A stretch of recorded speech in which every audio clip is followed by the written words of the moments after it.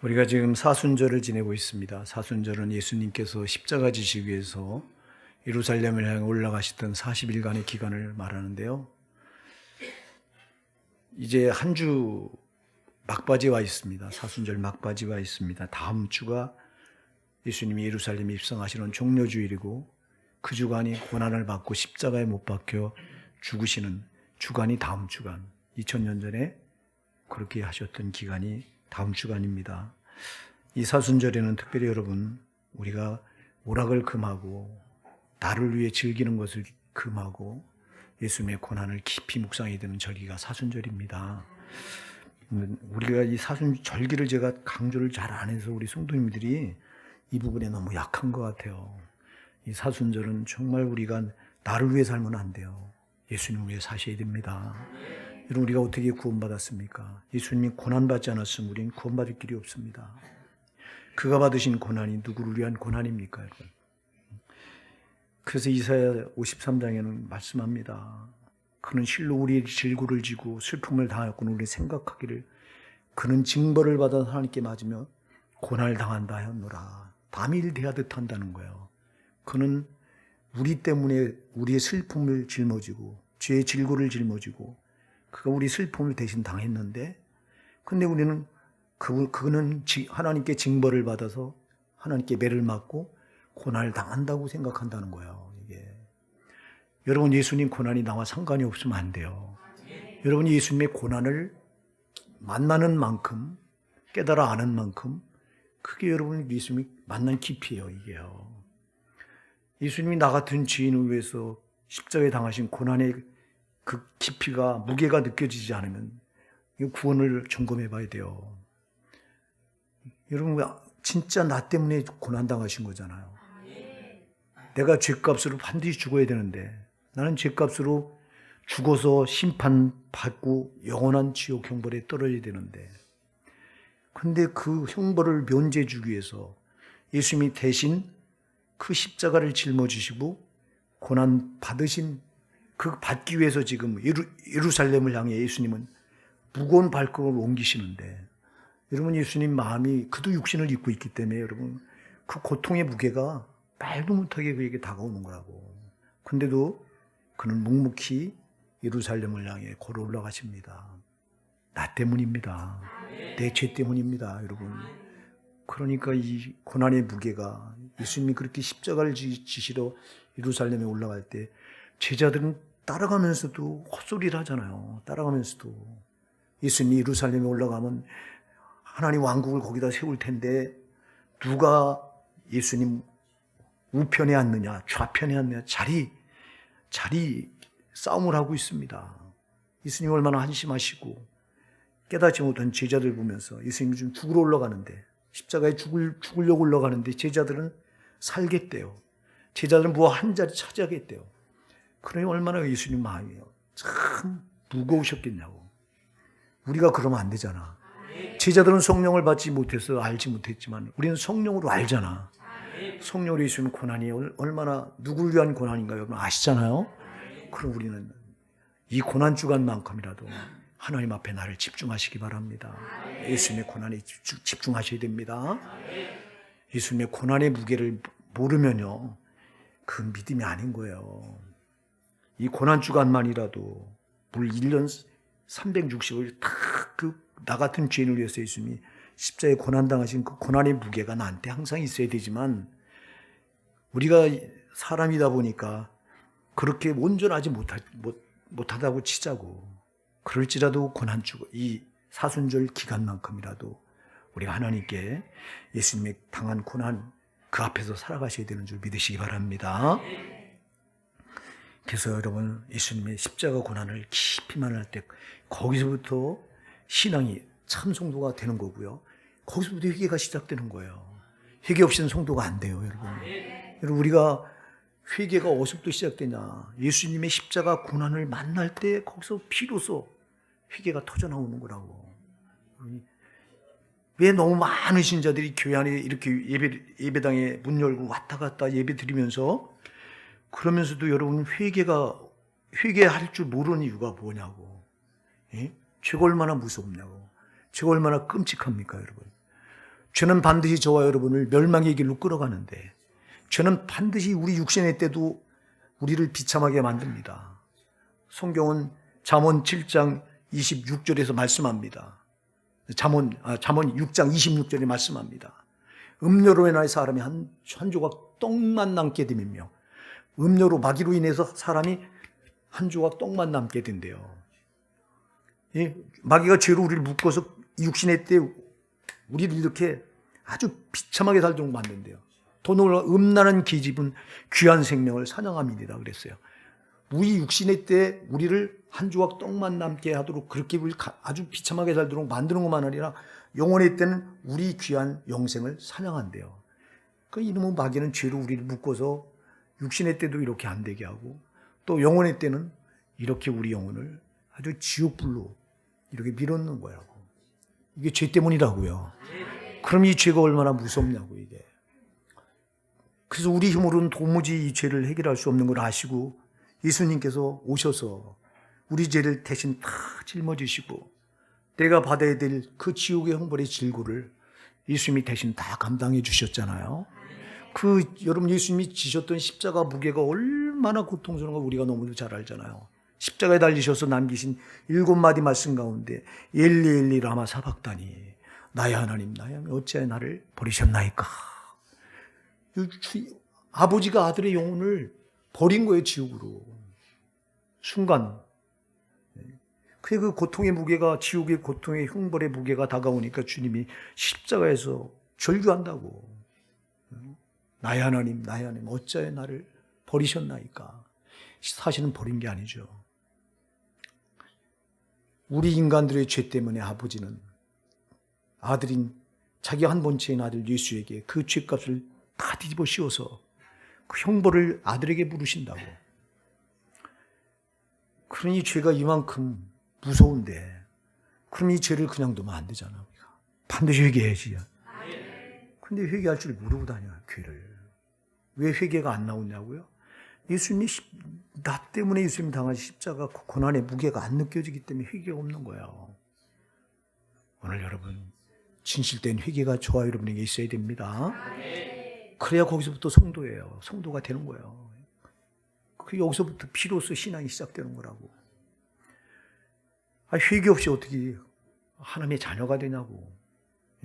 내가 마귀의 종이었다가 마귀의 자녀였다가 어떻게 회개 없이 하나님의 자녀로 바뀔 수 있냐고. 회개는 마귀의 자녀였던 신분을 벗어던지고 하나님의 자녀가 되는 절대적인 능력이 회개예요, 여러분. 이게 참회라고. 근데 이 참회는 진실된 참이라고 하는 게 뭐예요? 참된 회개를 말하잖아요. 참된 회개. 입에 발린 회개가 아니라. 그러니까 참된 회개는 여러분 죄 앞에 오열할 수밖에 없는 거라고. 그럼 그게 어디서 시작되냐? 예수님의 십자가 고난을 만나야 시작된다. 그래서 여러분 회개 없이는 성도가 될 수 없는데, 그런데 오늘날 자기 죄 때문에 이렇게 애통의 가슴을 찢어본 적이 없는, 다시 말해서 참 회개의 경험이 없는 신자들이 교회 안에 많다는 거예요. 그래서 마태복음 5장 4절에 보면 애통하는 자가 복이 있나니 할렐루야. 저희가 위로를 받을 것이며, 죄 때문에 애통해야 복이 있습니다. 죄 때문에 애통하지 않는 자는 천국과 거리가 먼 거라고.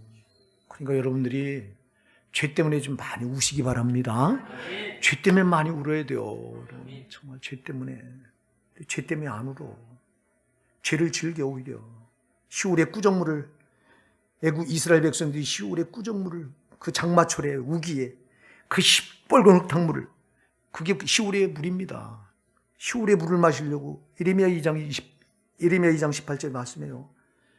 이스라엘 백성들이 시올의 그 꾸정물을 마시려고. 이 죄물입니다. 그게 죄야. 넘실대는 죄입니다. 죄를 먹으려고 너희가 애국길에 있으면 어찌미며 아수르의 길에 서 있으면 어찌미냐고 탄식해요. 왜 그래요? 이스라엘 백성이 죄의 그 꾸정물, 시뻘건 흙탕물, 시올의 물을 마시는 거예요. 이걸 마시면서 즐기는 거야. 죄를 즐긴다 이 말이야. 안 된다고요. 우리 구원받은 성도는 죄를 즐기는 게 아니라 죄를 끊어내야 된단 말이에요. 죄를 멀리 해야 된다고요. 특히 사순절 기간은 그렇다고요. 사순절에 그래서 여러분 할 수만 있으면 여러분 고기, 우리 성도가 만난 고기도 안 먹는 게 좋아요. 오락은 뭐 말할 것도 없고, 오락은. 제발 여러분 이 고난주간만이라도 예수님이 나 때문에 당하신 십자가 고난을 좀 아주 깊이 빠져보시기 바랍니다. 여기서 빠져서 정말 예수님의 고난이 내 고난으로 느껴져야 돼요, 이게. 그래야 여기서부터 비로소 참 신앙이 시작되는 거예요. 예수님 마음을 모르는데 무슨 신앙이냐고.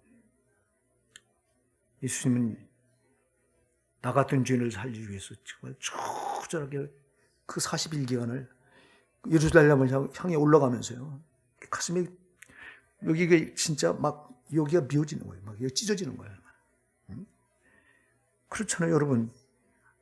그분도 인간의 연약한 몸을 입었어요. 인간의 몸을 안 입었다면 고난도 안 느끼지. 그러나 인간의 몸을 입으시고 그가 당해야 될, 나 때문에 받아야 될 그 형벌, 지옥 형벌은 그 무게가 말도 못하는 거란 말이에요. 그래서 오늘 우리가 이렇게 예수님께 당하신 십자가 고난을 깊이 경험해야 됩니다. 예, 그러기 위해서는 우리가 오늘 본문을 5절을 좀 주목해 볼 필요가 있어요. 5절, 이건 너무도 아주 우리 잘하는 말씀인데요. 우리 5절을 한번 같이 읽어보실게요. 시작. 너희 안에 이 마음을 품으라. 곧 그리스도 예수의 마음이니. 아멘. 여러분 오늘 본문은 말씀합니다. 너희 안에 이 마음을 품으라. 누구의 마음이에요? 그리스도 예수의 마음이래요. 예수님의 마음을 우리 여기에 품으래요. 여기 품으라의 말은요, 우리말 성경에는 품으라 돼 있는데 원어를 보면 간직하라 돼 있어요. 간직하라. 간직하라고 하는 거는 가장 값진 것을 이렇게 간수하는 걸 말합니다. 가장 값진 거. 이거 잃어버리면 큰일 난다. 이거 잃어버리면 큰일 난다고 생각해서 이거를 꼭꼭 싸매서 이렇게 간직하는, 이렇게 우리 마음에 예수님의 마음을 이렇게 간직해래요. 아멘. 이거 잃어버릴까봐. 제가 아는 목사님이 오래전에, 아주 오래전에, 제가 여러분에게 그 예화 드린 기억이 나는데요. 오래전에 개척을 해서 이제 사역을 할 때 성도들이 헌금을 내면 이걸 모아서 금을 산 거예요. 왜 금을 샀냐? 이 금값이 사놓으면 올라간다고. 한 몇 년 뒤면 가격이 많이 올라가니까 누가 목사님 돈 생기면 금을 사놓으세요. 그래서 금을 사서 교회를, 예배당을 건축하려고 헌금, 성도들이 드리는 헌금을 들어오기만 하면 이걸 금을 사서 간수할 데가 없으니까 어디다 간수했냐니까 장롱 그 밑바닥 있잖아요. 거기다 금을 깔아놓은 거예요, 이렇게. 근데 자기 깐엔 간직한 거예요, 그게. 잃어버리면 큰일 나니까. 근데 마음이 거기가 있더래요. 그래서 어디가 밖에 나가도 그 간직한 금이 잘 있나. 그래서 막대기 하나 큰 걸 이렇게 긴 걸로 해놓고 어디 나갔다 오기만 제일 먼저 엎드려서 장롱 밑바닥에다 이렇게 긁어보는 거예요, 나. 그래서 투두둑 걸리면 있구나.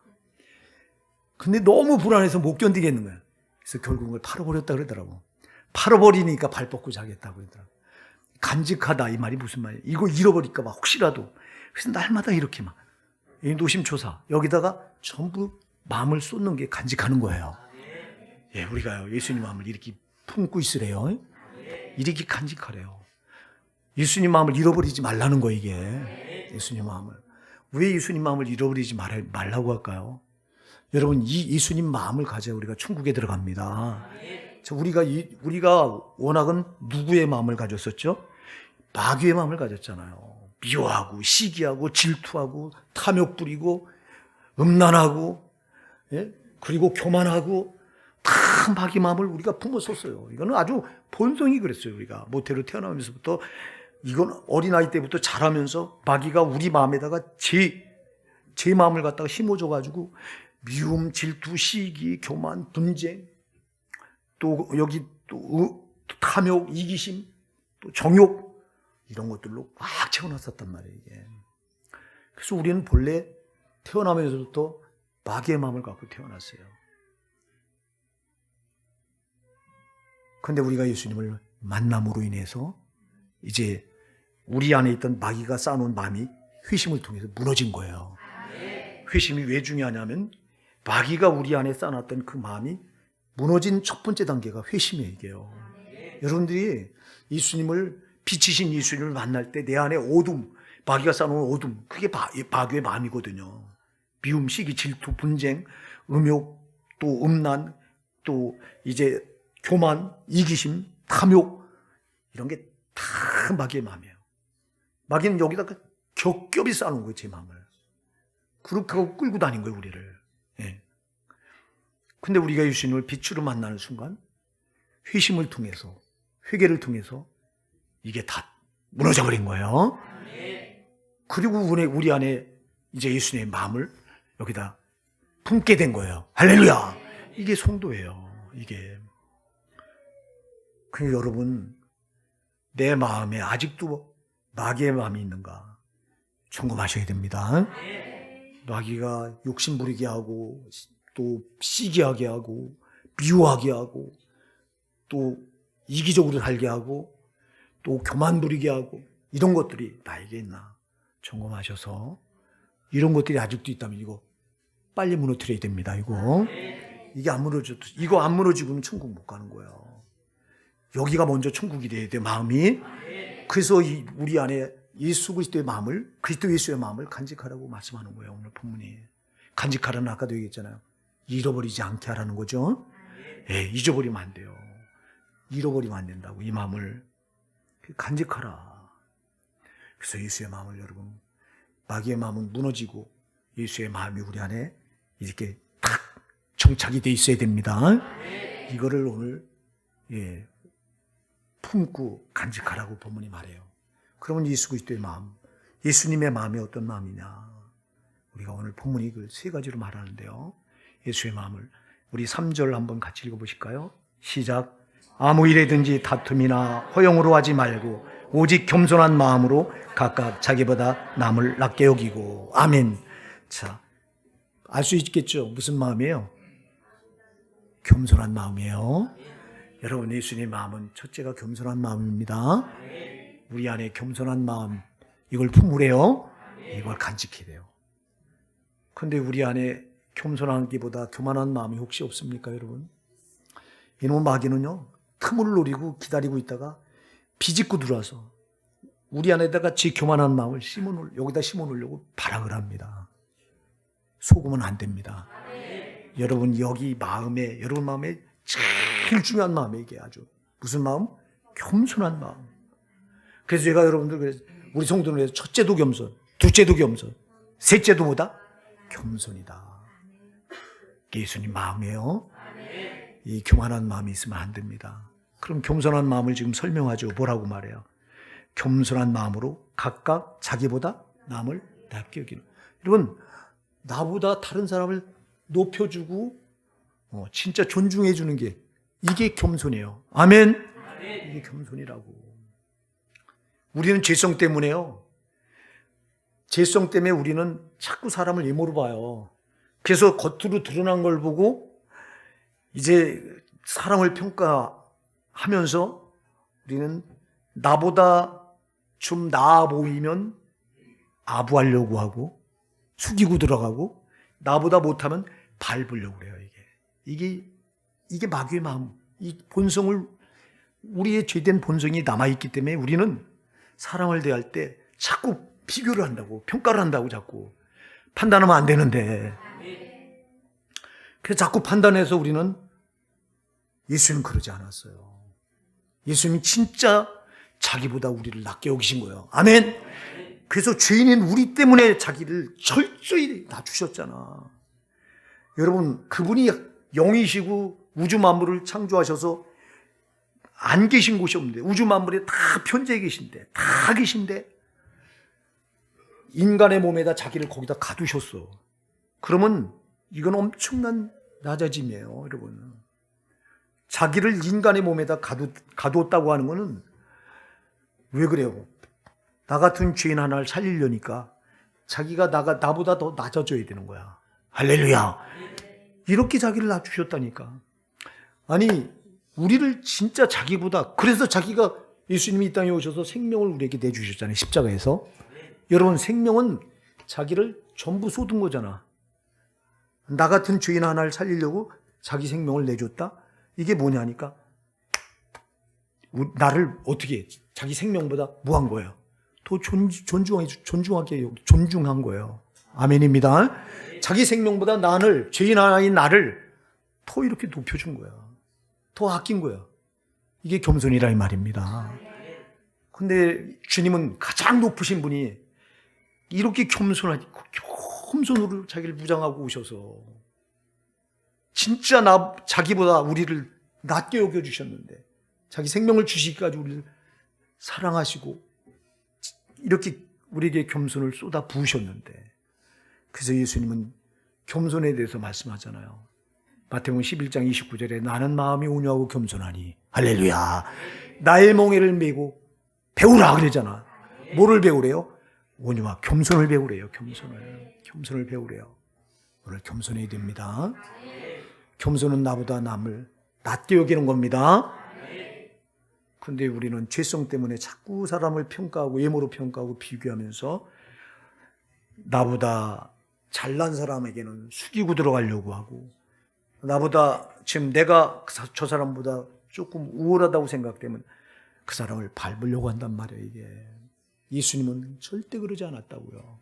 우리 예수님은 항상 누가 됐든 정말 자기 생명을 아낌없이 내줄 정도로 상대방을 항상 존중했다고요. 아니, 하나님이신 그분이 그랬다면 그분을 믿는다고 말하는 우리도 그래야 되잖아요, 여러분. 교만이 얼마나 나쁜 건지 몰라요. 근데 우리의 교만이요, 똘 자리 잡고 있어서 이게 안 깨져요. 여러분, 교만에 대해서 성경은 얼마나 나쁜가를 수도 없이 말씀하고 있어요. 여러분들이 잠언 16장 5절에 보면요, 뭐라고 하나요? 마음이 교만한 자를 하나님 여호와께서 미워하시나니 피차 손을 잡을 자라도 벌을 면치 못하리라 그래요. 마음이 교만한 자를 하나님께서 뭐 하신다고요? 미워하신대요. 잠언 16장 18절에 뭐라고 말해요? 교만은 패망의 선봉이요, 거만한 마음은 넘어짐의 앞잡이니라. 교만은 뭐의 선봉이에요? 패망의 선봉이래요. 멸망하는 맨 앞에 서 있는 게 교만이래요. 안 됩니다, 여러분. 잠언 18장 12절을 말해요. 사람의 마음의 교만은 멸망의 선봉이요, 겸손은 존귀 앞잡이니라. 할렐루야. 겸손한 것은 존귀 앞잡이래요. 여러분, 존귀하고 싶으시죠? 존귀는 하나님께 높여주는 게 존귀예요. 하나님께서 여러분을 높여주시길 원하시죠? 그러려면 뭐 하셔야 돼요? 겸손하셔야 된다 이 말이에요. 이 교만은 패망의 선봉이지만 겸손은 존귀 앞잡이입니다. 그래서 존귀하신, 존귀 얼마나 중요하냐고. 야고보서 4장 6절에도 말하잖아요.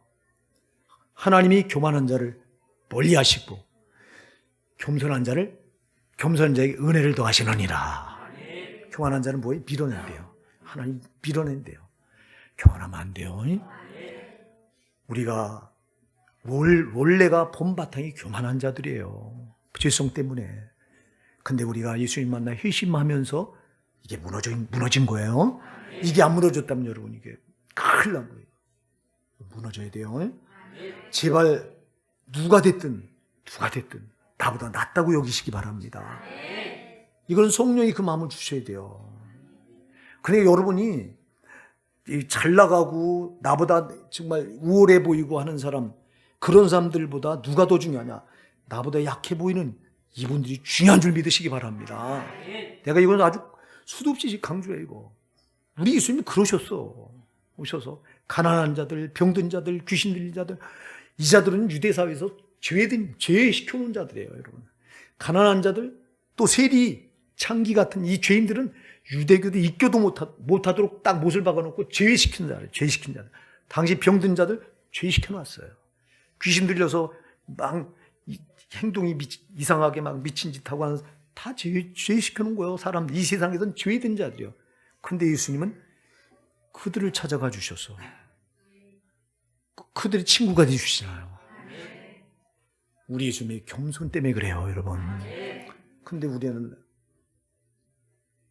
자꾸 이 겸손이 없어서 자꾸 우리는 이 교만에 빠질 때가 너무 많은데요. 오늘 여러분, 저와 여러분에게서 이 교만한 마귀의 마음이 무너져 버리고 우리 예수님의 겸손한 마음이 여러분 뿌리 깊게 아주 뿌리를 받기 바랍니다. 그래서 아주 간죽되길 바랍니다. 이거 하나님 앞에 갈 때까지 간직하라는 거예요. 이거 놓치면 안 돼요. 마귀는 이거를 뺏어가려고 하는 거예요. 우리에게 겸손을 뺏어가고 제 교만을 심어놓으려고 발악을 하는데 절대 속지 마시기 바랍니다. 항상 누굴 대하든 나보다 낮게 여기시는 마음을 달라고 기도하십시오. 이거는 정말 기도해서 하나님께 받아야 돼요. 그 다음에 두 번째, 우리가 또 예수 그리스도의 마음이 어떤 마음이냐, 예수님의 마음이 어떤 마음이냐. 여러분 6절부터 7절 한번 우리 같이 합독하실게요. 그는 근본 하나님의 본체시나 하나님과 동등됨을 취할 것을 여기지 아니하시고 오히려 자기를 비워 종의 형체를 가져 사람들 같이 되었고. 아멘. 그는 근본 하나님의 본체신데도 불구하고 하나님과 동등해요. 영광과 권능이 동등한 분이에요. 기울거나 하나님 아버지보다 아들이 못한 게 아니에요. 아버지나 아들이나 영광과 권능이 동등해요. 똑같은 하나님이에요.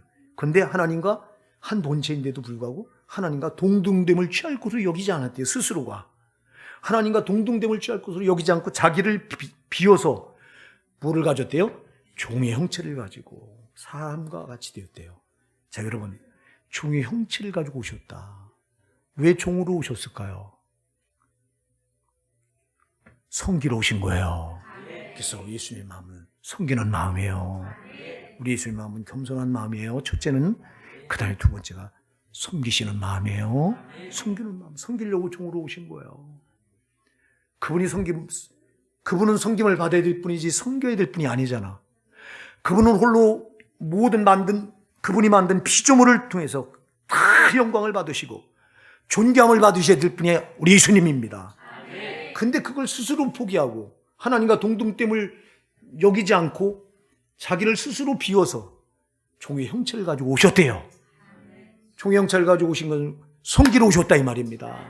그래서 마태복음 20장 28절에서는 인자가 온 것은 섬김을 받으려 함이 아니요 도리어 섬기려 하고 자기 목숨을 많은 사람의 대속물로 주려 함이니라 그랬어요. 우리 예수님은 이렇게 예수님의 마음은 섬기시는 마음이에요. 섬기는 마음. 우린 대접받으려고 하잖아요. 특히 나 같은 목사들은 얼마나 대접받기를 좋아하는지. 아주 그게 이 목사인 저부터 보면 비파탕에 깔려있어. 목사니까 대접받아야지. 주님도 안 한 건데. 우리 예수님이 이 땅에 오셔서 누구한테 대접받으셨어요? 멸시천대 받으셨어요. 그분은요. 침뱉음 당하셨어요. 가시멸관 시험을 당하셨어요. 우리 예수님이 종의 형체로 오셔서 그분이 만왕의 왕이신데 그 자리를 포기하고 섬기려고 종의 형체를 가지고 오셔서 한 번도 대접받으신 적이 없고, 그분은 가난한 자를 찾아가서 친구가 되어 그를 대접했고, 또 정말 병든 자들 고쳐서 대접해 주셨고, 귀신을 몰아내서 쫓아서 온전케 해서 대접해 주셨고, 죄인들 세리와 창기들 찾아가서 그들 죄를 사하시면서 대접해 주셨다고요.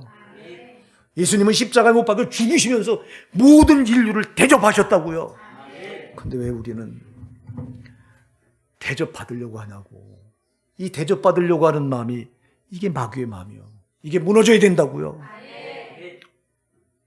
그러니까 우리는 예수님께서 이렇게 철저히 섬기시려고 하신 것처럼 우리도 섬겨야 됩니다, 여러분. 섬김이 이게 얼마나 중요한 예수님의 성품인지 몰라. 예수님의 마음인지 몰라. 여러분, 섬긴다고 할 때 나보다 잘난 사람, 나보다 많이 가진 사람, 나보다 많이 배운 사람 섬기면 이건 아부가 돼요. 그게 아니라 나보다 연약한 사람, 나보다 부족한 사람, 이런 사람을 섬길 때 진짜 섬기며 이게. 응? 근데 과연 그러냐 우리가. 인간은요, 참, 여러분들이 잠언 19장 4절에 보면 그런 말이 나와요. 잠언 19장 4절에 보면요, 재물은 많은 친구를 더하게 하나 가난한 즉 친구가 끊어지느니라. 이게 세상 법칙이에요. 돈 많이 가진 사람은요, 친구가 막 들러붙는데요. 잠언 19장 4절에 보면. 근데 재물이 없잖아요. 가난하잖아요. 친구가 다 떨어져 나간대요. 세상은 이래요. 근데 주님은 거꾸로 해요. 제가 얘기하잖아요. 세상과 천국은 반대다. 예? 그래서 주님은 이 땅에 오셔서 왕궁에 있는 자들, 권력 잡은 자들 친구가 되신 적이 없어요. 항상 가난한 자들, 병든 자들, 약한 자들, 죄인이라고 손가락질 받는 창기와 세리들, 그들의 친구가 되어주셨지. 여러분, 우린 죄성 때문에 자꾸 어디 가면 상석을 앉으려고 하고 대접받으려고 하고 인정받으려고 하고 그래요. 그렇게 하지 말고 우리는 섬겨야 됩니다. 약한 자들을 볼 때 약한 사람들 예수님 대하듯 하셔야 되는 거예요. 잠언 19장 17절을 말씀합니다. 가난한 자를 불쌍히 여기는 여호와께 꾸이는 것이니 그 선행을 갚아주시리라. 가난한 자를 불쌍히 여기고 누구에게 꾸어드리는 거냐? 하나님께 꾸어드리는 거래요. 왜? 가난한 자를 하나님이 자기와 동등되게 여기신대요. 그래서 가난한 자를 불쌍히 여기면 하나님께 하나님이 우리에게 빚을 지신 거나 똑같대요. 야, 참. 여러분, 정말 우리가 이 빈궁한 자, 가난한 자, 나보다 약한 자를 잘 살피시고 예수님이 그러셨던 것처럼 섬기시는 마음을 달라고 기도하시기 바랍니다. 우리에게 이 마음이 있으면요, 교회가요 세상에 빛이 돼서 많은 사람들이 정말 교회로 몰려들 거예요. 근데 우리가 이걸 못해. 참 안타깝기 짝이 없어요. 그 다음에 예수 그리스도의 마음이 어떤 마음이냐? 여러분 8절입니다. 8절 같이 한번 읽어보실게요. 시작. 사람의 모양으로 나타나셨음에 자기를 낮추시고 죽기까지 복종하셨으니 곧 십자가에 죽으심이라. 아멘. 네, 죽기까지 뭐 하셨다고요? 복종하셨대요. 어디에 죽기까지? 십자가에 죽기까지. 우리 예수님이 그러셨잖아요. 그럼 무슨 마음일까요? 복종하는 마음이에요. 자, 예수님의 세 가지 마음을 우리가 지금 도전받고 있습니다. 예수님의 첫 번째 마음은 겸손한 마음입니다. 두 번째 마음은 섬기는 마음입니다. 세 번째는 무슨 마음? 복종하는 마음입니다. 아버지 하나님 말씀에 한 번도 거역한 적이 없어요. 우리 예수님이 이 땅에 오셔서 아버지 하나님의 뜻을 그대로 순종을 넘어서 복종해요. 자, 순종과 복종이 뭐가 달라요? 순종은 자발적으로 하는 거고, 복종은 순종이 잘 아는데도 불구하고 안 되는데도 불구하고 나를 쳐서 억지로라도 나를 거기다 굴복시키는 거, 이게 복종이에요. 여러분, 예수님께서 십자가에 죽으실 때 주님이 겟세마네 동산에서 기도하십니다. 뭐라고 기도하시니까? 아버지여, 만일 할 만하시거든 이 잔을 내게서 지나가게 하소서, 옮기소서.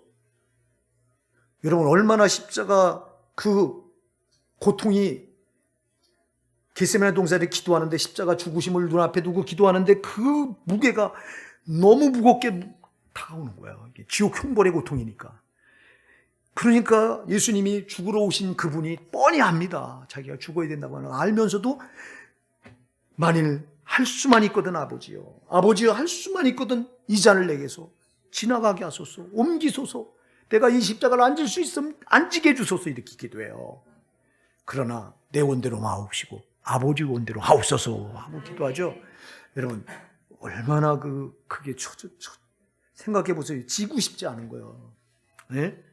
지옥 형벌, 그 형벌의 무게가 느껴져 올 때 이걸 정말 안 주고 싶은 게 예수님의 본심인 거예요.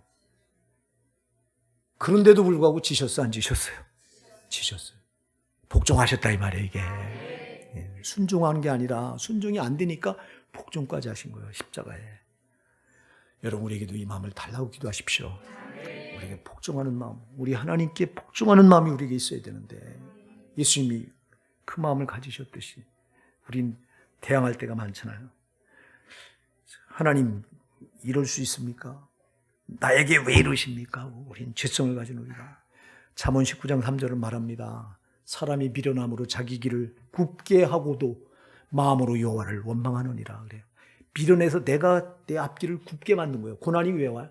미련해서 내가 자처한 건데 그걸 마음으로 하나님께 원망한대요. 잠언 19장 4절에서. 이게 하나님께 대적하는 거예요. 복종하지 않는 거예요, 이게. 복종한 사람은 여러분 원망하는 게 아니라 불평하는, 감사하는 거예요. 어떤 상황에서도. 복종은 어떤 상황에서도 하나님께 감사하는 게 복종인 줄 믿으시기 바랍니다. 감사할 수 없는 상황에서 감사하는 게 복종이에요. 불평하고 원망할 수 있는 상황에서 원망하고 불평하면 이게 벌써 복종이 안 되는 거예요. 순종만 안 되는 게, 복종만 안 되는 게 순종까지도 안 되는 거예요, 이거는. 근데 여러분, 이 마음 가지고는 천국에 못 돌아가는 거야. 그러니까 하나님 뜻에는 항거하지 마시고요. 정말 내가 볼 때 하나님 불공평한 것 같아. 막. 왜 악인들은 잘 되게 하고 예수 안 믿는 저 사람은 자식도 잘 되고 재물도 많이 쌓이고, 근데 나는 예수 잘 믿어보려고 발버둥을 치는데도 하는 것마다 안 되고 자식도 이 모양이고 불평할 거리가 얼마나 많은지 몰라. 이럴 때 감사할 수 있는 조건을 찾아서 감사하시는 게 복종이에요. 그럴 때 우리가 원망하고 불평한다면 복종이 아니라 벌써 이게 망하는 길로 들어선 거예요. 이게 복종과 멀어진 거예요. 벌써. 순식간에 마귀의 마음이 우리에게 탁 들어와서. 그러니까 여러분, 예수님의 복종하는 마음을 간직하시기 바랍니다. 예수님은 십자가에 죽기까지 복종하셨어요. 진짜 십자가를 안 주고 싶은데도 불구하고 거기 복종하셨어요. 자기를 쳐서. 이 마음이 우리에게 있어야 됩니다. 우리가요, 성경에 보면 이 세 가지 예수님의 마음을 가졌던 인물이 구약에 나오는데, 여러분이 잘 아는 요셉이에요, 요셉. 여러분, 그래서 이 신학자들은 구약 성경에서 예수 그리스도를 가장 정확하게 드러내는 인물이 요셉이라고 봐요. 요셉은 예수님의 세 가지 마음을 그대로 가졌던 거예요. 우리가 잘 아는 요셉은 하루아침에 그 총애받는 야곱의 아들에서, 야곱의 아들은 보통 아들이 아닌 거예요. 하나님의 언약을 받은 가문의 아들이기 때문에 대단한 건데, 채색 옷을 별도로 입히잖아요. 요셉에겐 12아들이 있었는데 야곱에게. 근데 요셉은 11번째 아들인데, 이 11번째 아들인 요셉에게만 특별하게 다른 자식들과 구별하려고 채색 옷을 해 입혀요. 아주 아리따운 옷을 별도로 입혀요. 그렇게 사랑받았던 요셉이 하루아침에 그러니까 형제들이 가만히 있냐고. 아버지 야곱이 존엄만 이뻐하니 그냥 존엄하고 노린 거야. 그러다가 때가 기회가 되니까 요셉을 애굽의 노예로 팔아버리잖아요. 팔려서 하루아침에 인간이 인격을 잃어버리고 상품이 돼버려요. 이게 끝난 인생이잖아요. 근데 여러분, 그가 거기서 예수 그리스도의 마음을 보여줘요. 겸손한 마음, 섬기는 마음, 복종하는 마음.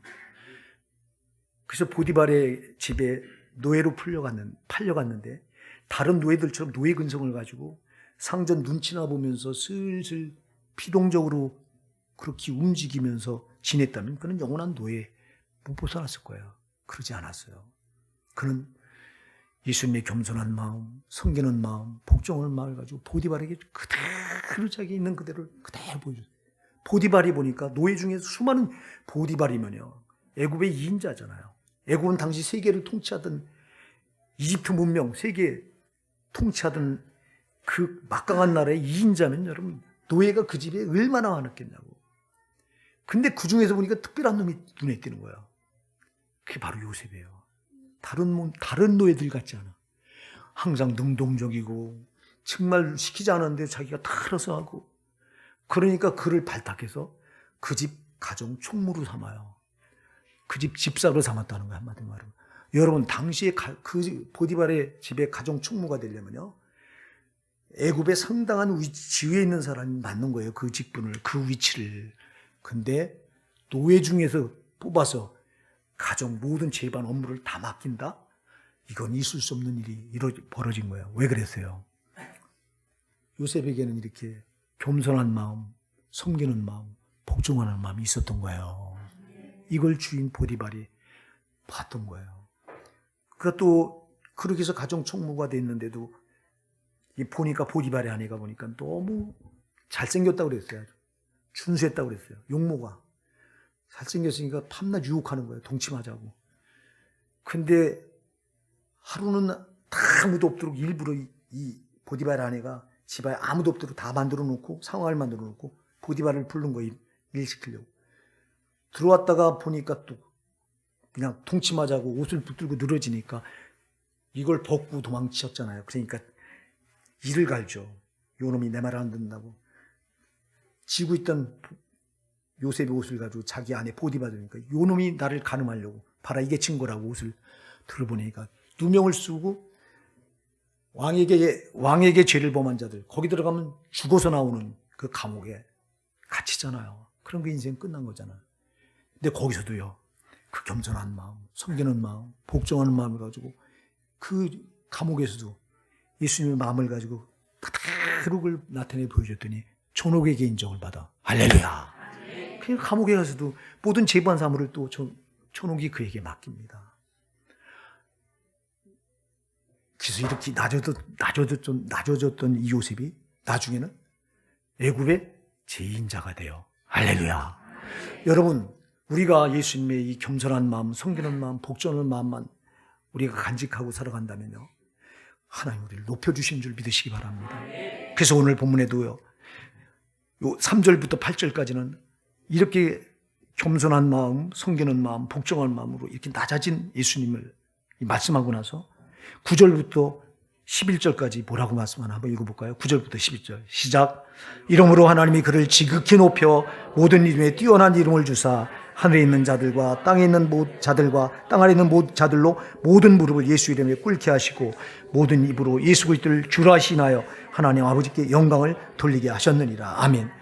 이렇게 겸손한 마음, 섬기는 마음, 복종하는 마음으로 십자가에 죽으시기까지 낮아지신 예수님을 하나님이 지극히 높여서 모든 위에 뛰어난 이름을 주셨다고 그랬어요. 그 이름이 예수인 줄 믿으시기 바랍니다. 예수라고 하는 이름을 주시고 하늘에 있는 자들과 땅에 있는 자들, 땅 아래 있는 모든 자들로 무릎을 다 예수 이름 앞에 꿇게 하시고, 여러분 귀신도 마귀도 예수 이름 앞에 무릎을 꿇는 줄 믿으시기 바랍니다. 하늘에 있는 자들도 꿇는 거예요. 하늘에 있는 자들, 영물들도, 땅에 있는 자들도, 땅 아래 있는 자들도 다 예수 이름에 무릎을 꿇게 하시고, 그리고 모든 입으로 예수 그리스도를 주라시나요. 할렐루야. 이렇게 높여주셨다는 거예요. 이렇게. 여러분 우리에게도 세 가지 마음만 간직하면요, 우리 어디까지 높여주냐? 천국까지 높여주신 줄 믿으시기 바랍니다. 우리에게 세 가지 마음만 있으면 반드시 천국 들어갑니다. 그러니까 여러분 세 가지 마음을 없으면 이걸 달라고 기도하셔서 가지셔야 돼요. 여러분 제발 우리에게 교만한 마음, 또 우리에게 정말 분쟁, 시기, 질투, 또 정욕, 탐욕, 이기심, 이런 것들이 우리에게 있다면 빨리 무너뜨려 버리셔야 될 거고요. 내가 못 무너뜨려. 예수님이 성령으로 오셔야 돼요. 예수님 치안의 빛으로 오셔서 마귀가 이렇게 겹겹이 싸우는 이 마음을 무너뜨려 주시고, 예수님의 세 가지 마음을 내 안에다 품게 도와주시옵소서. 예수님의 세 가지 마음을 간직하고 살아가게 도와주시옵소서. 기도하시기 바랍니다. 요셉처럼 여러분을 하늘까지 높여주실 겁니다. 요셉은 땅에서, 애굽에서 제인자가 됐지만, 물론 요셉은 우리가 하늘나라 가면 볼 거예요. 틀림없이 천국에 가 있을 거예요. 하나님은 우리를 이 세 가지 마음을 품으면 천국까지 높여주실 겁니다.